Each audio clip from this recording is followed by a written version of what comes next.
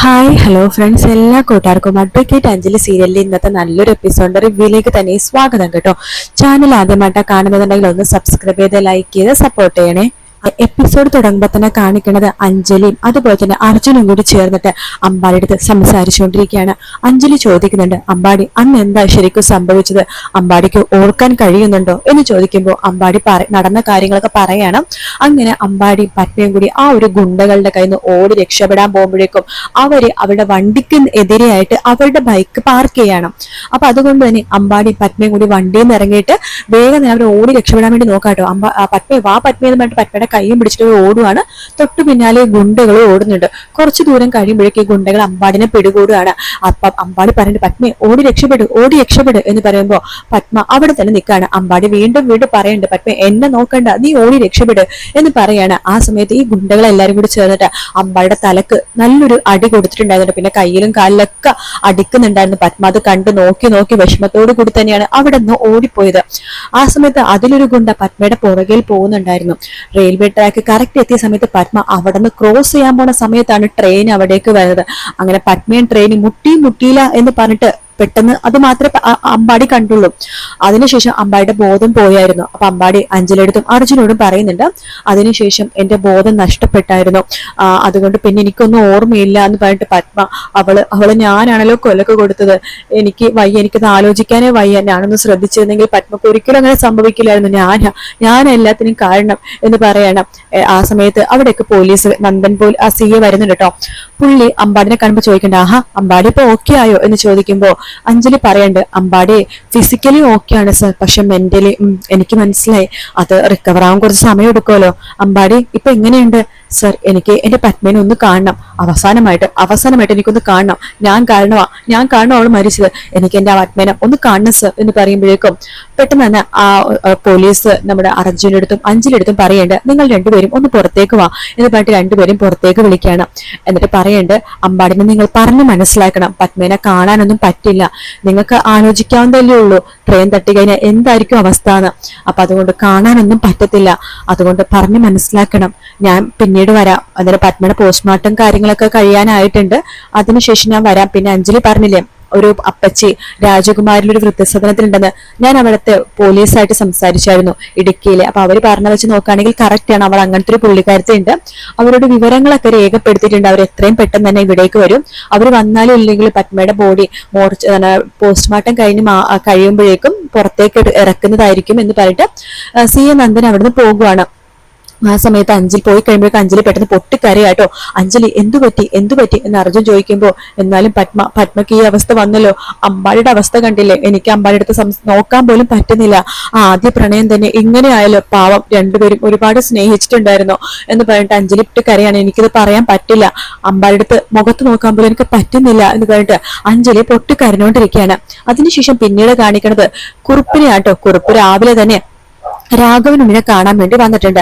അപ്പൊ രാഘവനോട് ചോദിക്കേണ്ട, കുറുപ്പ് എടോ എന്താടോ രാവിലെ തന്നെ താൻ വരണോന്ന് പറഞ്ഞത്, എന്താടോ കാര്യം? എടോ കുറുപ്പ്, ഞാനും താനും തമ്മിലുള്ള ബന്ധം തുടങ്ങിയിട്ട് ഇന്നും ഇന്നലെ തുടങ്ങിയതല്ല, വർഷങ്ങൾക്ക് പതിറ്റാണ്ടുകൾക്കുള്ള പാരമ്പര്യമുണ്ട് നമ്മൾ തമ്മിലുള്ള ബന്ധത്തിന്, അതിനിപ്പോ എന്തു പറ്റിയടോ? താൻ എന്നോട് കള്ളം പറഞ്ഞല്ലേ? കള്ളം പറഞ്ഞെന്നോ? താൻ വെറുതെ ഒരുമാതിരി പറഞ്ഞു സംസാരിക്കാതെ താൻ കാര്യം എന്താന്ന് പറയടോ? എനിക്ക് മനസ്സിലായടോ, സത്യം പറഞ്ഞ താനും തന്റെ മോനും കൂടി ചേർന്നിട്ടല്ലേടോ ആ പത്മ എന്ന് പറഞ്ഞ ആ പെണ്ണിനെ കൊന്നു കളഞ്ഞത്? രാഘവനുണ്ണി, താൻ എന്തൊക്കെയാണ് പറഞ്ഞത്? താനറിയാത്ത ഒരു രഹസ്യം എന്റെ ജീവിതത്തിൽ ഇല്ലടോ, ഞാൻ അങ്ങനത്തെ ഒരു ആളല്ല, തന്നോട് ഞാൻ എല്ലാം തുറന്ന് പറയാറുണ്ട്, അങ്ങനെ ഞാൻ വിശ്വസിച്ചത്, പക്ഷെ ഇപ്പൊ എനിക്ക് മനസ്സിലായി, താൻ അല്ലെങ്കിൽ തന്റെ മോൻ അല്ലെങ്കിൽ തന്റെ മോള്, നിങ്ങൾ ആരോ ആണ് പത്മേനെ കൊന്നത്. ഇല്ല, നോ, ഇതൊക്കെ തന്നോട് ആരാടോ പറഞ്ഞത് എന്ന് കുറിപ്പ് ചോദിക്കുമ്പോഴേക്കും രാഘവനെ പറയണ്ടേ, വേറെ ആര് പറയാനെ, എന്റെ മരുമകൾ അനുപമ, അവളെല്ലാം എന്നോട് തുറന്നു പറഞ്ഞിടോ എന്ന് പറഞ്ഞിട്ട് അനുപമ പറഞ്ഞ കാര്യങ്ങളൊക്കെ പറയണം. അഞ്ജലിനെയും പത്മേനെയും സൂക്ഷിക്കണമെന്ന് ഞാൻ പറഞ്ഞുള്ളൂ എങ്കിൽ അവരെ കൊന്നു കളയണമെന്നും ഞാൻ പറഞ്ഞില്ല എന്നൊക്കെ അനുപമ ഇന്നലെ പറഞ്ഞല്ലോ. ആ കാര്യങ്ങളൊക്കെ രാഘവനെ കുറിപ്പിനോട് പറയണം. കുറിപ്പ് പറയണ്ട്, ഇല്ലടോ ഒരിക്കലുമില്ല, ഞാനല്ല അത് ചെയ്തത്. അപ്പൊ തന്റെ മോൻ ആയിരിക്കും അവൻ, ആ കാർത്തിക്. ഇല്ലടോ അവനായിരിക്കില്ല, അല്ല തന്റെ മോൾ കാവ്യ, അവൾക്ക് അങ്ങനെ ഒരിക്കലും ചെയ്യാൻ സാധിക്കില്ലടോ എന്ന് പറഞ്ഞുകൊണ്ടിരിക്കെ തന്നെ അവിടേക്ക് ഗോവിന്ദനും ഭാര്യയും കൂടി വരുക കേട്ടോ. ആര് പറഞ്ഞ് പറയാൻ സാധിക്കില്ലെന്ന്? ഓ, അണ്ണാങ്കുഞ്ഞിനെ മരങ്കേറ്റം പഠിപ്പിക്കണോ എന്ന് പറയുമ്പോഴേക്കും കുറിപ്പ് ചോദിക്കേണ്ട ഗോവിന്ദനുണ്ണി അടുത്ത്, ഗോവിന്ദനുണ്ണി തനിക്ക് എന്താടോ എന്നോടും എന്റെ മക്കളോടും ഇത്ര ദേഷ്യം ഉണ്ടോ? ദേഷ്യമല്ല, എനിക്ക് നിങ്ങളോടൊക്കെ വെറുപ്പാടോ, പ്രത്യേകിച്ച് തന്റെ മകൻ അവനോട് ആ കാർത്തികിനോട് വെറുപ്പ് മാത്രമേ ഉള്ളൂ. ഇത് കേട്ട് രമ്യ പറയണ്ട്, ഈ നാട്ടിലെ എല്ലാ അച്ഛനമ്മമാർക്കും അവനെ വെറുപ്പ് തന്നെയാ. ഞങ്ങളുടെ അതേ ആറ്റിറ്റ്യൂഡ് തന്നെ മിക്ക പെൺപിള്ളേരുടെ അമ്മമാർക്കും അച്ഛന്മാർക്കും. അവളെയാണല്ലോ അവന്റെ പ്രവൃത്തി എന്ന് പറയാണ്. ആ സമയത്ത് രാഘവണി പറയണ്ട്, അതെ കുറുപ്പെ, നിങ്ങൾ അകത്തേക്ക് പോ എന്ന് പറയണം. അയ്യോ ഞങ്ങളൊന്നും പറയുന്നില്ലേ, അല്ലെങ്കിൽ ഞങ്ങൾക്ക് ഈ ക്രിമിനൽ മൈൻഡിലുള്ളത് സംസാരിക്കാൻ താല്പര്യമില്ല. ഞങ്ങളെ അമ്പലത്തിൽ പോയി വന്ന സമയത്ത് നിങ്ങളെ കണ്ടു, നിങ്ങൾ സംസാരിക്കുന്നത് കേട്ടു, അപ്പൊ ഒരു അഭിപ്രായം പറഞ്ഞെന്നുള്ളൂ. ഈ കുറുപ്പിന്റെ മകനുണ്ടല്ലോ കാർത്തിക്, അവൻ കളിച്ച് നമ്മുടെ ഈ തറവാട്ടിൽ കയറി കളിക്കാൻ തുടങ്ങി. എന്റെ മോളെ ഇവിടെ നിന്ന് എനിക്ക് നാട് കടത്തേണ്ടി വന്നത് ഇവന്റെ മോൻ കാരണമാണ് എന്നൊക്കെ പറഞ്ഞിട്ട് രാഘവനുണ്ണിയുടെ മുമ്പിൽ മുഖത്ത് നോക്കി പറഞ്ഞിട്ട് ഗോവിന്ദനുണ്ണിയും അതുപോലെ തന്നെ ഭാര്യയും കൂടി അകത്തേക്ക് കയറി പോവാട്ടോ. കുറുപ്പിനോട് രാഘവണ്ണി പറയണ്ട്, ഗോവിന്ദൻ പറഞ്ഞതൊന്നും താൻ കാര്യത്തിലെടുക്കണ്ട. അപ്പൊ താൻ എന്താ പറഞ്ഞത്, താൻ അല്ലാതെ ചെയ്തെന്നാണോ? അതേടോ, ഞാനും എന്റെ കുടുംബവും അതിലൊരു മനസ്സലിവില്ല, താൻ അങ്ങനെയൊന്നും വിശ്വസിക്കേ. പിന്നെ ആരാടോ ഇതിന് പിന്നിൽ?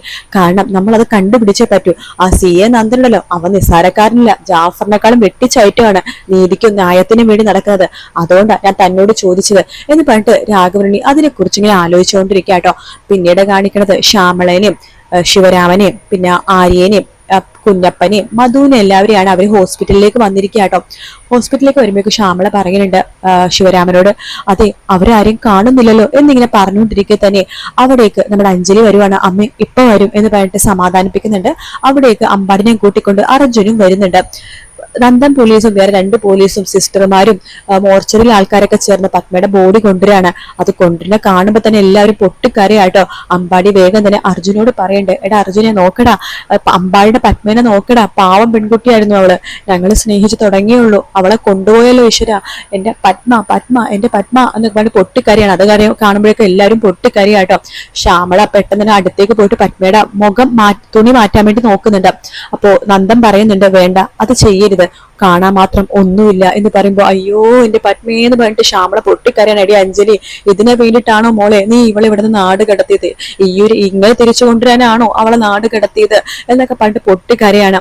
അപ്പൊ ആരെയും ആലോചിക്കുന്നുണ്ട് പഴയ കാര്യങ്ങളൊക്കെ. മുമ്പ് നമ്മുടെ പത്മ പച്ചക്കറി എറിയണ സമയത്ത് ആര്യ അത് പിറക്കി തിന്നുമായിരുന്നു. അപ്പൊ അഞ്ജലി പച്ചക്കറിയുടെ കൂടെ ഒരു മുളകും കൂടി വെച്ചായിരുന്നു. അപ്പൊ ആര്യ ആ മുളകും തിന്നപ്പോ 2 പേര്, ഓ നിങ്ങൾ എന്നെ എന്ന് പറഞ്ഞിട്ട് ഇങ്ങനെ അവരെ കൊച്ചു കൊച്ചു തമാശകളൊക്കെ ഉണ്ടല്ലോ, അതൊക്കെ ആലോചിക്കുകയാണ് നമ്മുടെ ആര്യ. അതിനുശേഷം പൊട്ടിക്കരഞ്ഞുകൊണ്ട് കയ്യിലുള്ള പട്ടുപാവടയും ബ്ലൗസും പത്മയുടെ ആ ഒരു ഡെഡ് ബോഡിയുടെ ശരീരത്തിലേക്ക് വെച്ച് കൊടുത്തിട്ട് പറയുന്നുണ്ട്, പത്മേ ഇത് ഞാൻ നിന്റെ ബർത്ത്ഡേക്ക് വേണ്ടി വാങ്ങിച്ചതാണ്, പക്ഷെ നീ ഈ അവസ്ഥയിലായിരിക്കും ഞാൻ ഒരിക്കലും വിചാരിച്ചില്ല. ഒരുപാട് സ്നേഹത്തോടെ ഈ ആര്യേച്ചി വാങ്ങിച്ചതാണ്. എന്നാലും ആര്യേച്ചിനെയും എല്ലാവരെയും വീട്ടിൽ നിനക്ക് പോവാൻ സാധിച്ചല്ലോ പത്മേ എന്നൊക്കെ പറഞ്ഞിട്ട് ആര്യ ഇങ്ങനെ കരഞ്ഞുകൊണ്ടിരിക്കുകയാണ്.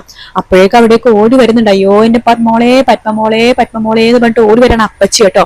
അപ്പച്ചി വന്നിട്ട്, അയ്യോ എന്റെ പത്മമോള്, ഈശ്വര ഈ ഒരു അവസ്ഥയിലാണോ ഈശ്വര, എന്നെ കാണാൻ വേണ്ടിയിട്ടാണോ നിങ്ങൾ എന്നെ വിളിച്ചത് എന്ന് പറഞ്ഞിട്ട് മുഖം മാറ്റാൻ നോക്കുമ്പോഴേക്കും പോലീസ് പറഞ്ഞിട്ട്, അരുത് മുഖം നോക്കരുത്, ഡെഡ് ബോഡി പിടിച്ച് കുലിക്കരുത്, അത് നിങ്ങൾക്ക് തന്നെ ബുദ്ധിമുട്ടാകും എന്ന് പറയുന്നുണ്ട്. അയ്യോ സാറേ എനിക്ക് എന്റെ മോളെ കാണണം, ഞാൻ വിളിച്ച അവൾ വിളി കേൾക്കും, അവൾക്ക് അത്രയ്ക്ക് ഇഷ്ടമാണ് ഈ അപ്പച്ചിയെ എന്നൊക്കെ പറയുമ്പോഴേക്കും അവിടേക്ക് അഞ്ജലി വരുവാണ്. അപ്പച്ചി വേണ്ട അപ്പച്ചി, അങ്ങനെയൊന്നും ചെയ്യല്ലേ, ബോഡി കുലിക്കല്ലേ എന്ന് പറഞ്ഞിട്ട് ഇങ്ങനെ സമാധാനിപ്പിക്കുന്നുണ്ട്. അപ്പച്ചി ഞാനാ അഡ്വക്കേറ്റ് അഞ്ജലി എന്ന് പറയുമ്പോഴേക്കും ആ അപ്പച്ചി ദേഷ്യത്തോടു കൂടി തന്നെ അഞ്ജലിനെ നോക്കുന്ന ഭാഗത്തോടെയാണ് ഇന്നത്തെ എപ്പിസോഡ് തീരുന്നത് കേട്ടോ.